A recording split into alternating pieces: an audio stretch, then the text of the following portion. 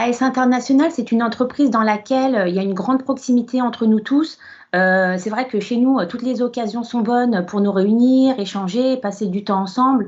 Donc au quotidien, on a vraiment à cœur d'interagir avec nos collaborateurs et c'est cet esprit d'équipe et notre proximité les uns avec les autres qu'on a voulu traduire en images.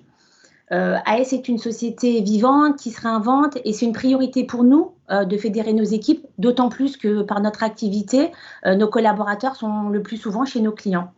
Maintenant, il est vrai qu'on est dans une période compliquée aujourd'hui et franchement, ça fait plaisir de voir ces images. Et quand je revois ce projet et l'énergie qu'il véhicule, ça nous donne vraiment envie de nous retrouver très vite et d'avoir à nouveau ces moments de partage. Donc voilà, j'attends 2021.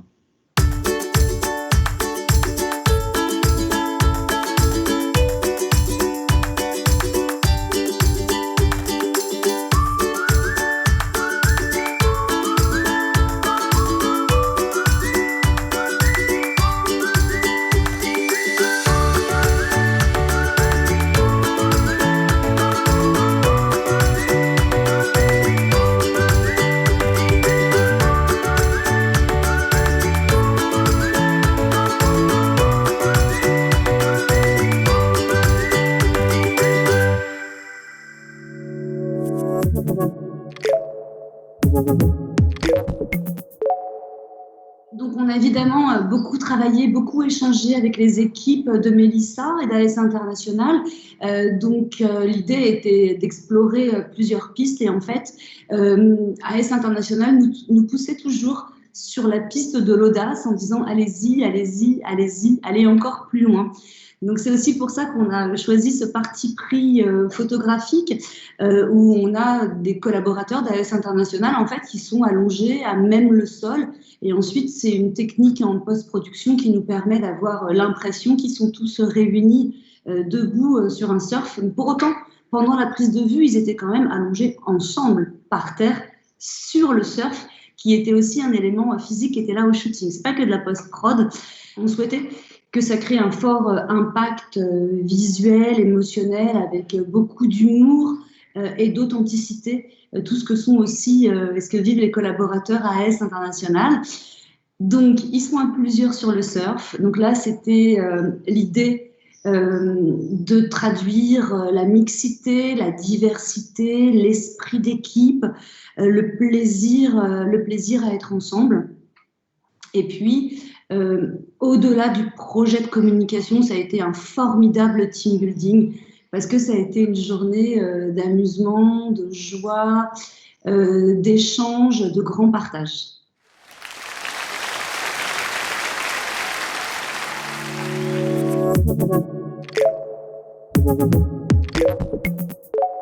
Donc le groupe Bois et Matériaux, c'est 135 points de vente, 630 millions d'euros de chiffre d'affaires et 2100 collaborateurs.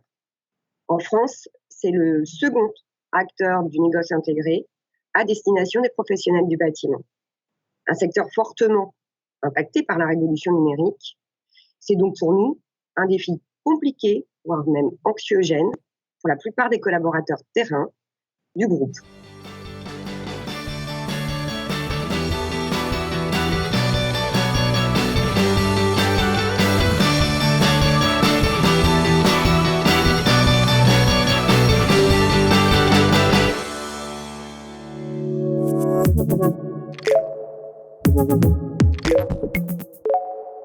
À la rentrée 2019, la question était comment embarquer l'ensemble de l'entreprise sur cet enjeu vital pour nous.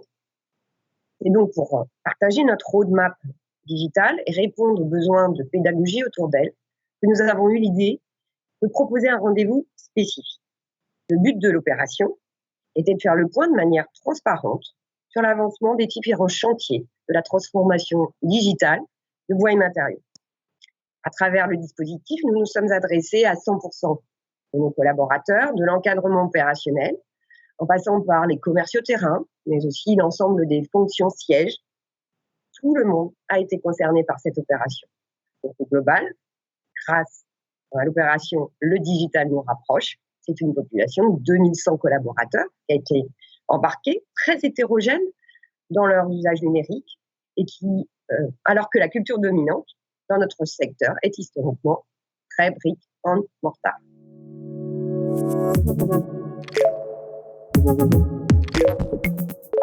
Ce projet, c'est d'abord une opération événementielle. On l'a baptisé Le Digital nous rapproche pour capter l'attention et susciter l'intérêt du plus grand nombre.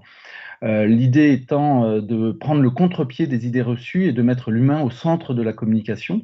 Alors ça a bien marché parce qu'on a misé sur un dispositif qui n'était pas que digital, mais aussi physique, avec une logique participative et non top-down, à travers 3 étapes clés. La première, c'est la mise à disposition d'une plateforme digitale mobile pour recueillir les questions des collaborateurs. Ensuite, on a enregistré une émission dans les conditions du direct.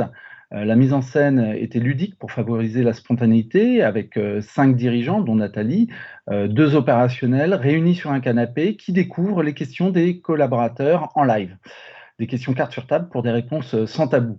Et enfin, la diffusion de l'émission en simultané, le même jour, à la même heure, dans tous les établissements. Et pour être sûr de toucher 100% des effectifs, nous avons également distribué des movie books en agence avec des goodies pour marquer le coup.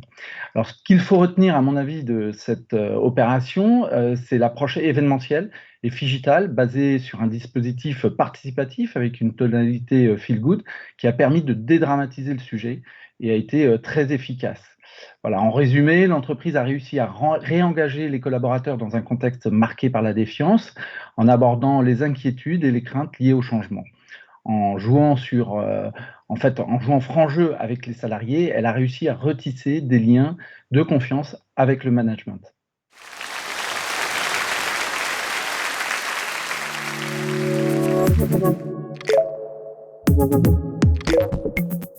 Veolia Eau d'Île-de-France est le délégataire du syndicat des Eaux d'Île-de-France en charge du service public de l'eau potable pour le compte de 150 communes, c'est-à-dire 4,6 millions d'habitants.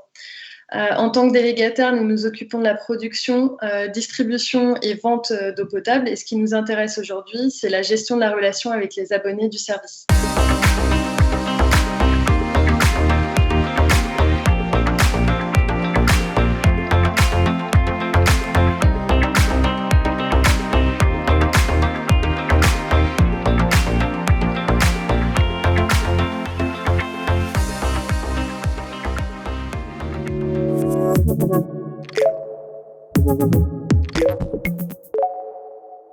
Avant de lancer ce projet, on bénéficiait déjà de très bons résultats en termes de qualité de la relation client, que ce soit avec la norme NF pour notre centre de relations clients ou le label Excellence des services pour les grands comptes qui a été délivré par la FNOR. Mais l'idée, c'était d'aller encore plus loin en s'attaquant à la refonte, à la modernisation de notre relation client.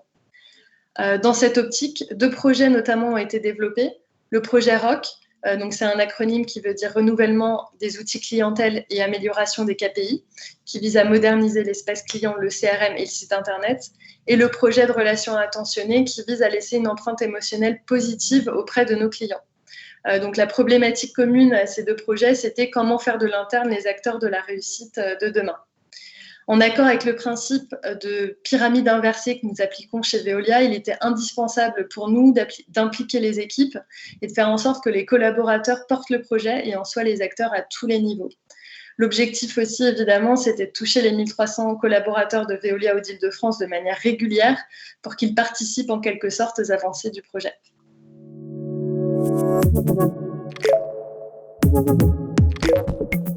Concrètement, nous avons décidé de nous appuyer sur les forces internes pour faire du collectif la condition de la réussite de ce projet stratégique pour l'entreprise, en développant une communication vivante, incarnée et régulière. Nous avons proposé une newsletter mensuelle de suivi du projet avec une vidéo reportage in situ, une vidéo tuto sur les nouveautés proposées par l'espace client et un article de fond. Parfois, une infographie vient compléter le dispositif. Nous avons mobilisé les collaborateurs très en amont en les impliquant dans la création du dispositif. Ils ont co-construit chaque vidéo sur la partie contenu, ils présentent eux-mêmes les nouvelles fonctionnalités, les évolutions, les points bloquants, les points de satisfaction. Les interviews se font en mode reportage au sein du centre de relations clients, également sur le terrain où la zone de chantier est devenue la zone d'attention client. On a créé un hashtag attention client et avons installé des rubalises avec ce hashtag sur le chantier. Pour créer un véritable rendez-vous avec les salariés, les vidéos sont animées par une personnalité du monde du divertissement, Jean-Baptiste Goupil, qui a fait Danse avec les stars, The Voice. Les outils ont pu être pris en main rapidement, car l'acculturation s'est faite de façon transversale et continue. Preuve de la réussite, les collaborateurs ont demandé à ce qu'une vidéo sur la dernière version, juste après le confinement, soit faite. Nous avons opté pour une vidéo code de Teams. Salut à tous. Bonjour. Salut JB. Alors pour commencer, parlons de l'actualité dans un contexte que tout le monde connaît. Déjà, Véronique, est-ce que ça a une incidence sur le projet ROC ? Non, pas du tout. Les équipes du projet ROC sont restées très investies et mobilisées. Et pour conclure, nous avons eu des retours très positifs en interne. Humour et communication détendue mais fort. Communication rassurante sur un projet d'entreprise.